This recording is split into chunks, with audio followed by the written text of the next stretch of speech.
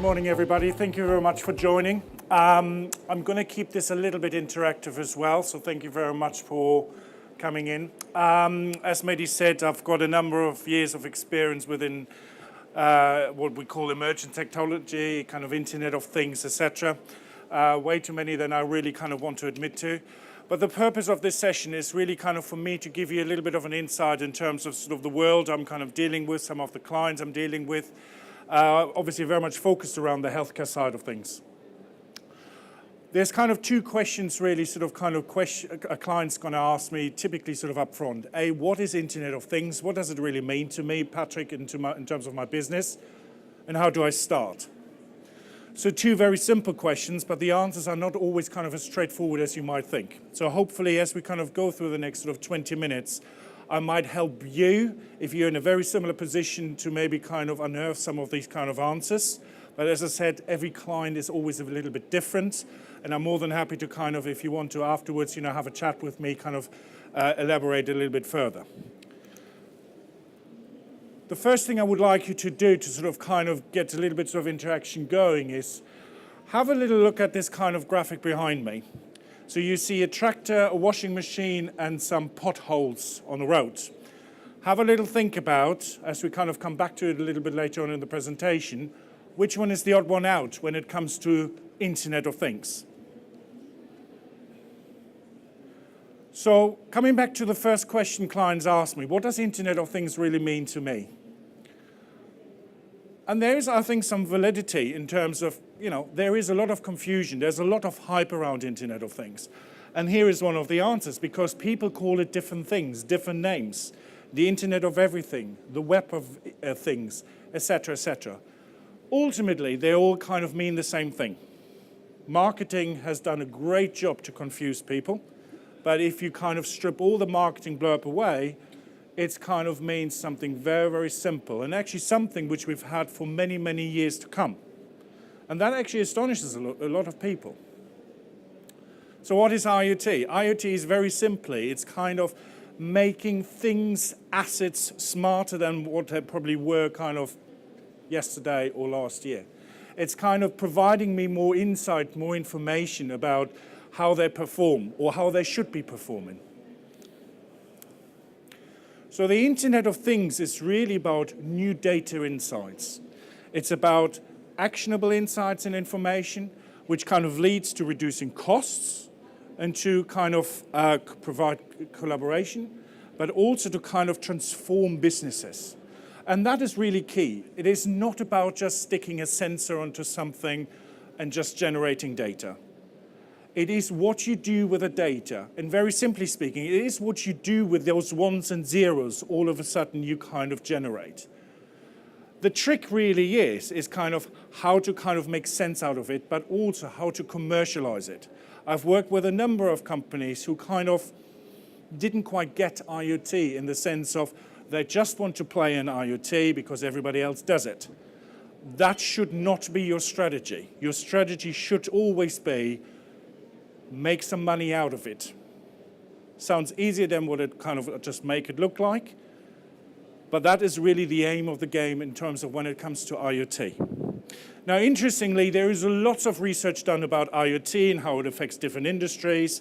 I sort of kind of just put a couple of figures up. But what is quite apparent is that 85% of business leaders very strongly see value in IoT. That's a fact, that's given. But what is also a fact and given is only about 15% actually do have a genuine strategy to make it work, which means there is lots of opportunity to do more and to do better. I like this slide, not because it is very, very busy and full of logos, which probably most of you can't read, but this is actually kind of a true representation of why we have a lot of hype and why we have a lot of confusion.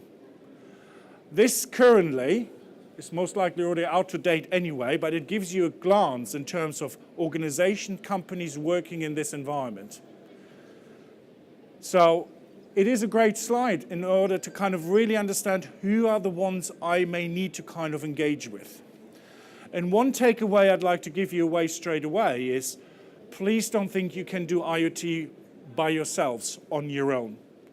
Always consider to work with others. Build an ecosystem, a partner ecosystem around you. This slide might help you to kind of start cherry-picking some of the names, some of those organizations, some of the innovations which might help you to kind of get onto the IoT ladder.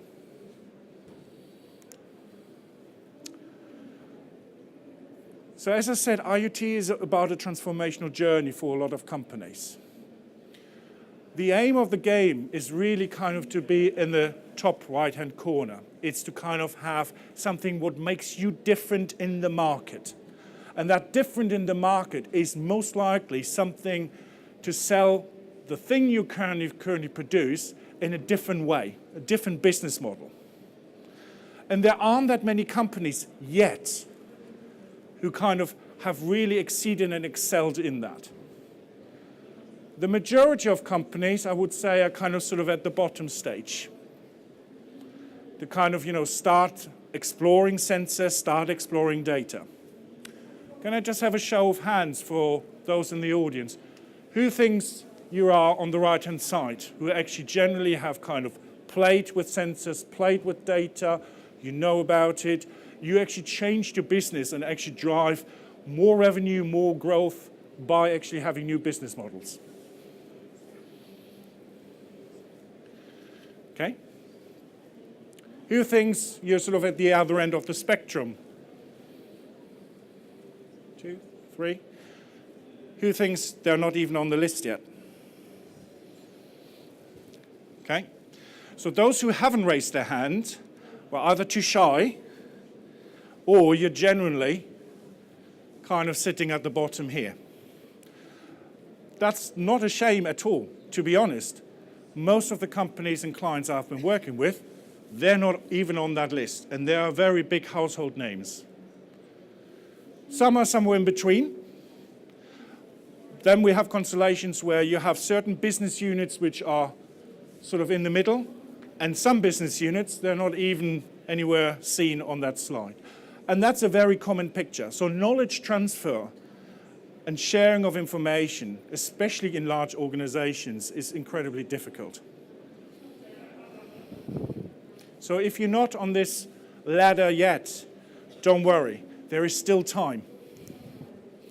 So let me give you a good example, one which kind of has not really anything to do with healthcare, but I think most of us can relate to it very well. Let's take a washing machine. Who's using a washing machine at home? Excellent, nearly everybody, good. Can you tell me how many washing programs on average your washing machine has? Any numbers? 8? More? 15? Any more? The average is about 22. How many out of those average 22 do you realistically use on an either daily or weekly basis, genuinely? 2? 2? 3? Average is 2.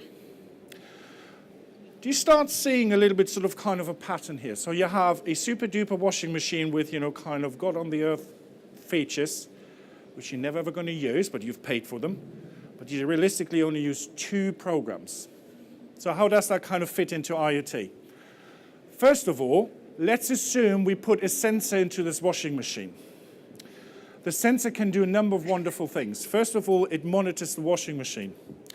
Who's ever had a problem, washing machine is starting to break down, you've got 2 kids at home and you can't use it for the next 2 weeks because you ring up the company where you bought it, they say we'll send you an engineer out, but the engineer won't be able to come around until next week Friday.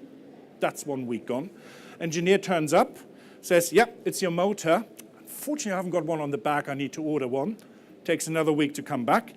2 weeks later, he fits the motor. That's 2 weeks you not having a washing machine, which, when you have 2 children, or more, or less, is incredibly painful.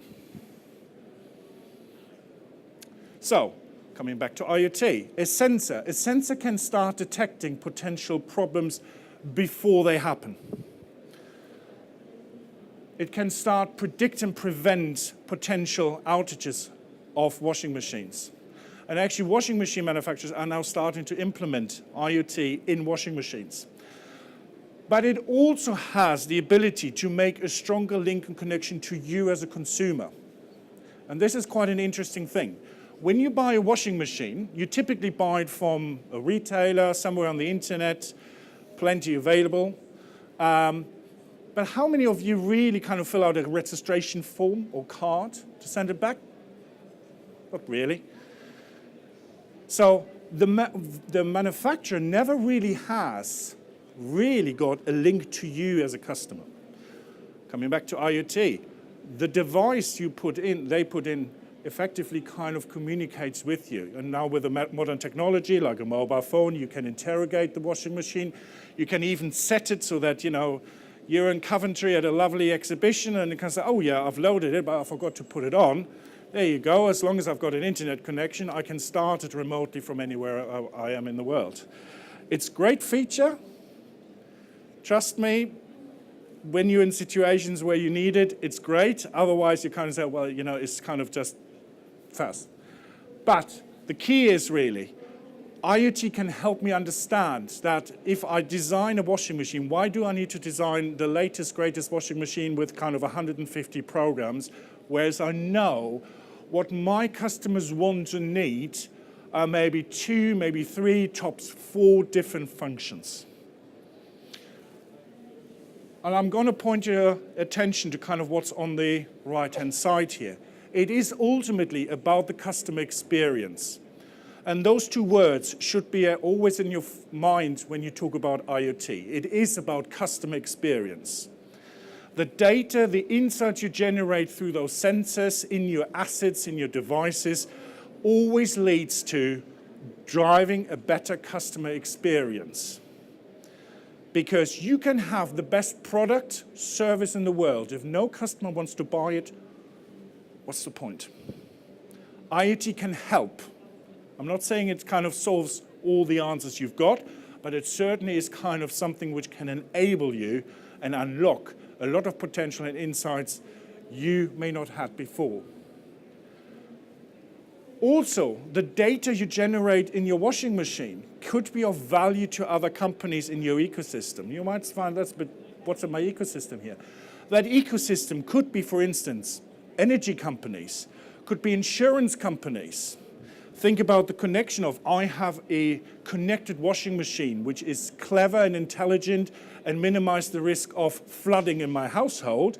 Hence, if I can prove I've got one to my insurance company, and some insurance companies are now waking up to the IoT journey, that they might offer you reductions in your annual premiums. And what we also start seeing is that the typical outlay for a washing machine of anything between 200 to 2,000 pounds, you know, is going to change. It's going to a pay-per-use model. Still early doors, but there is a lot of thinking around. And that's really kind of what I meant by these new kind of business models kind of starting to emerge. And that's really kind of what the thinking around IoT needs to develop too. So I'll switch a little bit into healthcare now, and let me start off with a little video. Think it's possible to teach traffic to speak?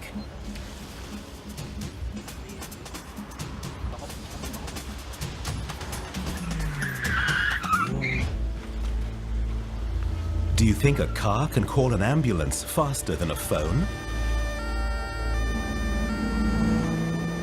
Do you think it's possible for devices to automatically deliver important, often life-saving data to those in charge? Can you imagine an ambulance that gathers critical information before arriving at the hospital?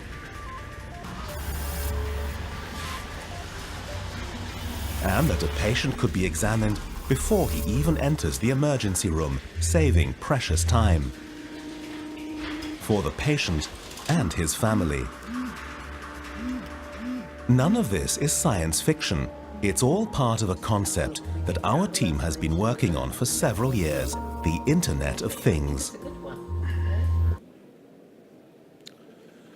So this little video actually had a number of really interesting technologies in one. So you kind of saw the ambulance where kind of the the paramedic kind of sort of swiped things, sort of kind of matrix type information.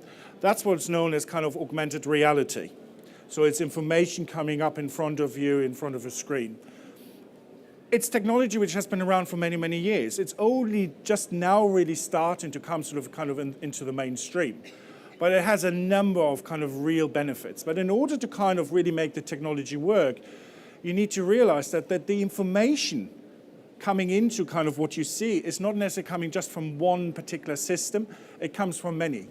And that's really kind of is the challenge for, I would say, for most of the clients I've worked with, is to kind of understand what information do I really want or need? And then where do I get it from? And I would say from experience, that kind of information does not always necessarily sit within kind of your own four walls, within your enterprise, within your company.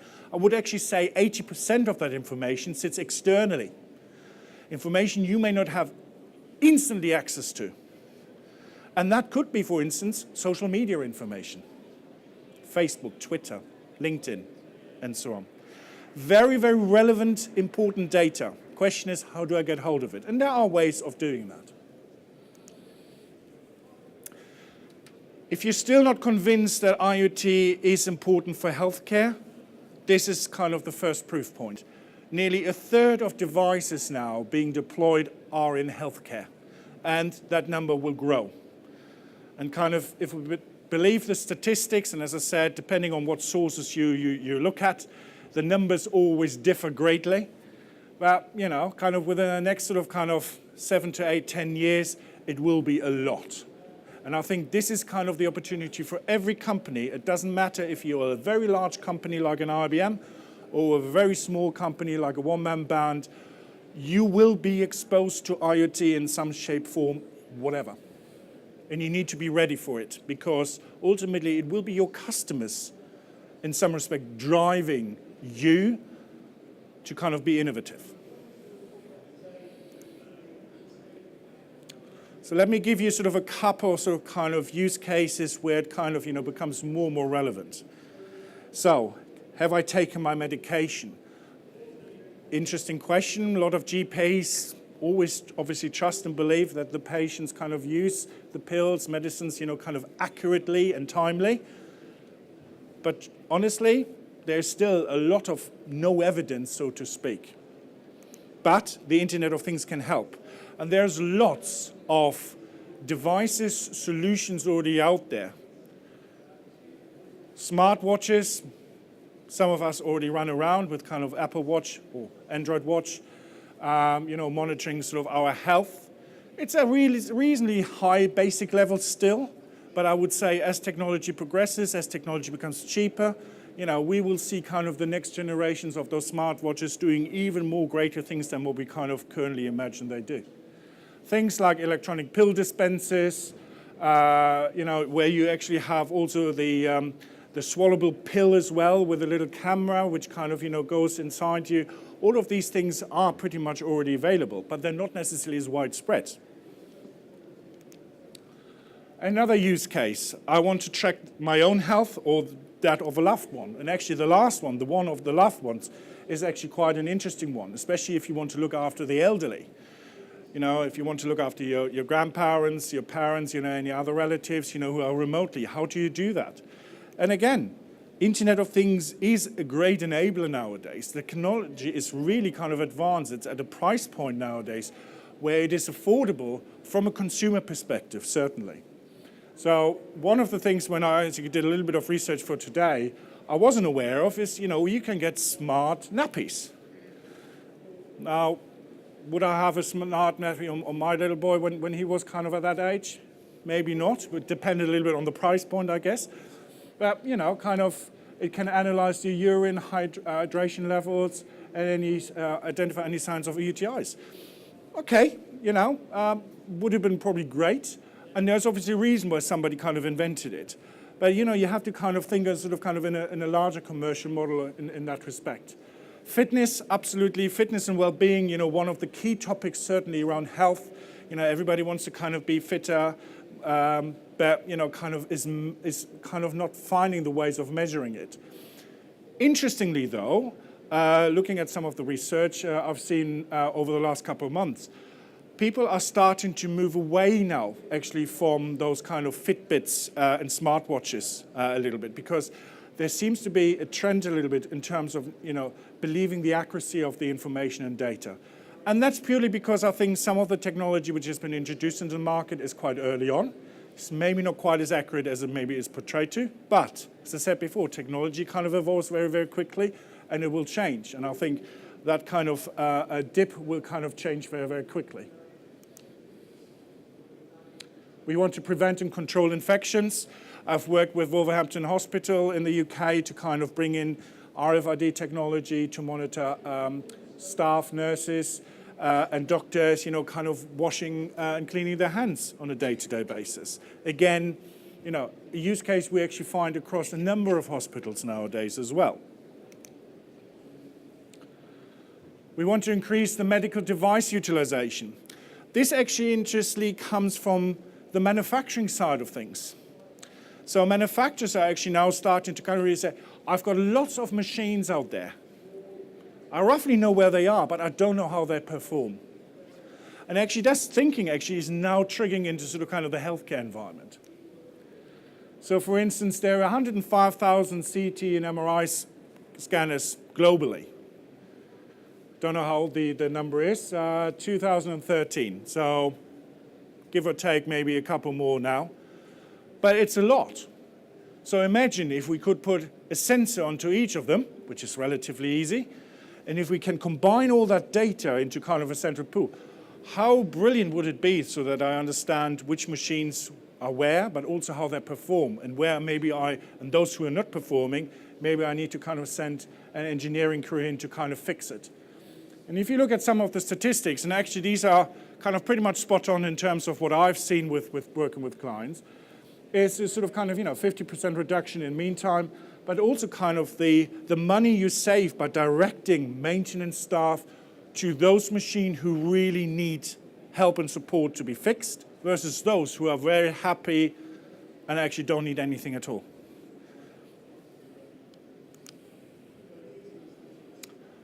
And this is kind of a newer concept, voice-enabled rooms.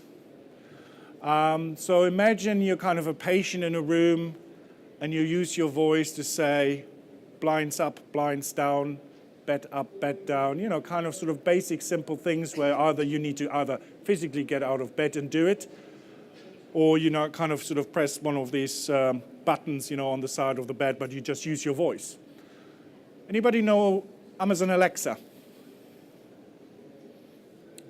So for those who kind of know, you probably know how good it is, good in inverted commas, it depends a little bit, but I personally like it and prefer it, because all you do is you use your voice to say, Alexa, turn my light on and off.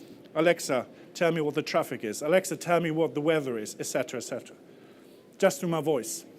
Voice will become one of these kind of new technologies which will kind of creep into kind of pretty much any industry. And at some point, I can see that we were all driving around our cars and we will just use our voice to kind of interact with the onboard computer and the internet. Very similar kind of what Siri does on the phone, and apologies if I just set some iPhones off now by just mentioning Siri twice. But the fact is that, voice is one of those technologies which will become more and more relevant. And we should be aware of it, of, how it could potentially impact our products, our processes, our solutions to the market. So, to wrap this up a little bit. In order to succeed in Internet of Things, and you have to forgive me, I'm flying really high level on this one, but I'm more than happy to have a bit more in-depth conversation later on. So always think big, but start small. Always see IoT as something you do long term. Don't see it as a short-term investment. You will fail straight away. But if you do think long term and you do fail, that's great, because the mantra is fail fast, learn fast. That's part and parcel of what you do with IoT. Don't assume just because you get a sensor of some sort, you start generating data, that you get value immediately. You may not. You may do, you may not. But that's the whole point of kind of saying, don't do it by yourselves. Involve and select the right ecosystem partners to support you. There are plenty around, you've seen the slide earlier, so there should be no excuses to say, I don't know where to start. Evaluate where you are genuinely within the maturity model. So think of the little sort of ladder we kind of talked about earlier on. Yes, I said think big, start small. So if you know you're not even on the ladder yet, don't think I'm going to get to the top right-hand corner tomorrow. You won't. Use the ladder as a roadmap to map and help and support you to kind of get you to where you want to be, ultimately kind of to have new business models. And more importantly, learn from others. Be open and honest about some of the successes and also the failures, because that's what IoT is all about. So, coming back to that lovely slide. Coming back to you as well. What do you think is the odd one out here? Is it the tractor, the washing machine, or the potholes in terms of IoT? Which one kind of is a bit weird around when we talk about IoT? Any guesses? Pothole. Really? Going to this side.